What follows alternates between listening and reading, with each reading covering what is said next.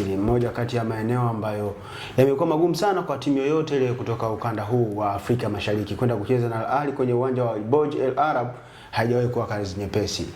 Mimi ni Usama Hamisi Usama, niko na Leopard John na hii ni The Golden Boot. Leopard. Ndio. Young African klabu ya bingwa muda wote. Klabu ya karne. Klabu ya karne. Klabu ya Tunautazama vipi huu mchezo? Kwanza ni wazi nimekuwa na kasumba ya kusema timu za kaskazini mwa Afrika always ndio wamekuwa wanapewa nafasi kubwa ya kufanya vizuri, licha ya kwamba Young Africans matokeo yake ya mwisho yalikuwa ni mazuri akiwa katika ukanda huo though alikuwa katika nchi ya Algeria kwa maana dhidi ya JS Kabylie, na Young Africans akatoka sare ya bila kuruhusu bao kwa maana 0-0. Ni wazi kwenye mchezo huo Al Ahly amemzidi Young Africans kwenye kila kitu, kuanzia katika engo ya kihistoria, historia ambayo ipo katika ambayo yeye ameweka katika hii michuano, uwezo wa mchezaji mmoja bado National Al Ahly wako juu zaidi ya Young Africans, lakini kinachomata zaidi ni ile current performance. Tumeona Young Africans kwenye hii michuano chini ya Mwalimu Pedro Goncalves wamekuwa bora kwa sehemu moja ama nyingine, na ukiangalia katika msimamo wa kundi Young Africans na National Al Ahly wao ndio wamekuwa wana mwendelezo mzuri kwa maana wote wana alama 4. Kwa maana Young Africans alipata ushindi mchezo wake wa kwanza dhidi ya AS FAR 1-0. The same kwa National Al Ahly, alipata matokeo dhidi ya JS Kabylie kwa kumfunga bao 4-1. Lakini pia mchezo wake uliofuatia Young Africans akatoka sare dhidi ya JS Kabylie bila, and then hivyo kwa upande wa National Al Ahly alitoka sare dhidi ya AS FAR bao 1-1. So unaona ni kitu kizuri ambacho tunakwenda kushuhudia miongoni mwa timu ambazo kwenye kundi ndio wamekuwa wanachuana kwa ukaribu, kwa maana wao ndio kila mmoja anatamani kuweza kuwa juu kwenye msimamo wa kundi. Wanakwenda kuangalia National Al Ahly ni miongoni mwa timu ambazo mpaka hivi sasa kwenye hii michuano ndio wana top scorer, kwa maana mfungaji bora mpaka hivi sasa, kwa maana ya Mahamudu Hassan Trezeguet ambaye ana mabao 3.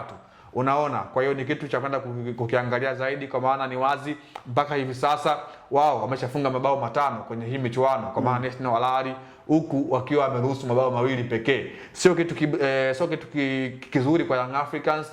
Ni takwimu ambazo zinaonesha National Al Ahly amekuwa na safu bora ya shambuliaji katika hii michuano. So Young Africans lazima wawe bora kwa sehemu moja ama nyingine. Compared Young Africans kwa siku za hivi karibuni amekuwa hana historia ya kufanya vizuri katika engo ya kumfunga National Al Ahly. Kwa maana ukiangalia mechi 2 za mwisho za hivi karibuni, kwa maana katika misimu 2 nyuma wameshawahi kukutana katika hatua ya ligi ya mabingwa barani Afrika.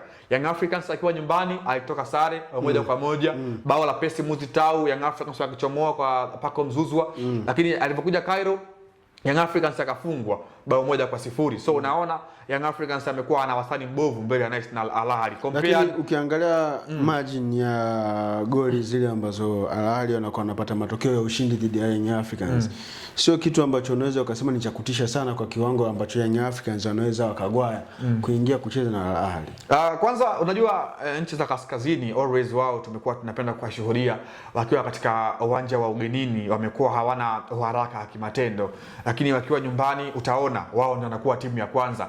Ule usharpness, hata Ball Boys utaona wakiwa wanachangia kwenye hiyo support, kwamba utaratibu wao dakika 20 za mwanzo au 15 lazima uwe katika wakati mgumu, kwa kwamba watakuwa wanakupelekea moto kweli kweli.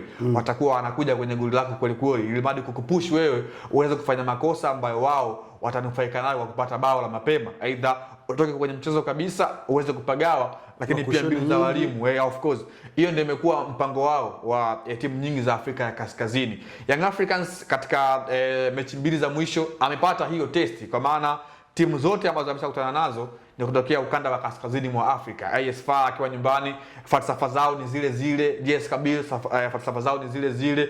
Compared safari hii pia National Al Ahly, though National Al Ahly yeye ni tofauti na hawa wengine katika engo moja au nyingine, kwa maana hawa wamekuwa wanacheza ki-professional zaidi, kwa maana ukiangalia benchi lao la ufundi Jeff Therapy Denmark, huyu kocha mkuu wa National Al Ahly ambaye amekuja kuchukua nafasi ya Lucas Ribeiro kwenye kikosi cha Al Ahly, amekuwa ana consistency nzuri katika siku za hivi karibuni. Compared ameshashinda tayari tuzo ya ile Egyptian Cup mara baada ya kumfunga Club Zamalek. Okay. Young Africans anakwenda kwenye wakati mgumu katika uwanja mgumu wa Borg El Arab, kwa maana kumbukumbu yake ya mwisho mwaka 2017 alipoteza bao 2-1 dhidi ya National Al Ahly. Sawa, wakati unasema Yanga wanaenda na kumbukumbu mbovu, lakini ni Yanga mpya, Yanga ambayo ina Depu, Yanga ambayo ina Alan Okello, Yanga ambayo ina Damaro Mohamed Kamara. Unaiona vipi hii timu kwa namna ambavyo ilivyojengwa kwenye hili dirisha dogo, na ukiangalia the way ambavyo ilicheza kabla ya haya maingizo ambao direct wameenda kuleta positive impact kwenye timu, tutegemee performance ya aina gani kwa kutoka kwa Young Africans? Ni wazi Young Africans tutategemea kuweza kuona mchezo mzuri, kwa maana Young Africans imekuwa bora katika maeneo mengi ndani ya kiwanja, hasa katika eneo la ulinzi. Tumeona mpaka hivi sasa hajaruhusu bao kwenye hii michuano. And then unaangalia safu yao ya kiungo imekuwa very stable sana, wamekuwa wanafanya kazi yao ya kutukuka, hasa baada ya kuingia Damaro Kamara. Yeah, of course, compared safari hii Damaro Kamara ameingia na huenda pia ikawa mechi yake ya kwanza katika hatua ya ligi ya mabingwa barani Afrika, hatua ya makundi. Unaona kwamba Young Africans anapewa nafasi kubwa hata ya kwenda kumiliki mchezo kwa muda mrefu, lakini timu za kaskazini wao wamekuwa wanalenga objective football.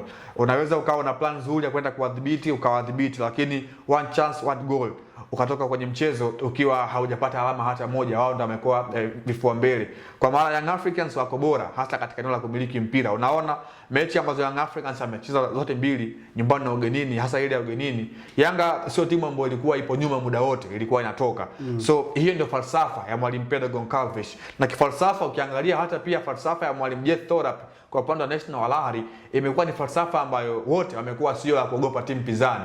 Wote wamekuwa ni timu ambazo hazikai nyuma na mpira, wote ni timu ambazo zimekuwa zinatoka. Tumeona leo hii National Al Ahly amemtambulisha kiungo mshambuliaji mpya kwa maana ya Marhani Othman kwa mkopo kutokea klabu ya Ceramica Cleopatra ya pale nchini Misri kwa mkataba wa mwaka mmoja ambao una kipengele cha kumpa miaka 3 katika msimu ukimalizika. Unaona ni sehemu ya kujenga kikosi chao kuelekea michuano ya ligi ya mabingwa barani Afrika na michuano mingine ambayo National Al Ahly amekuwa wanashiriki. Unaona pengine anaweza asiwe moja kwa moja akaingia kwenye kikosi na akawa sehemu ya mchezo wa Young Africans kwa maana Marhani Othman, lakini ni miongoni mwa sajili ambazo zimelenga kwenda kuongeza nguvu katika hilo eneo, kwa sababu tunaona Aliou Dieng alikuwa na majukumu mazito kwenye michuano ya AFCON. Tumeona pia Marwan Hatia alikuwa kwenye majukumu mazito ya mchuano ya AFCON.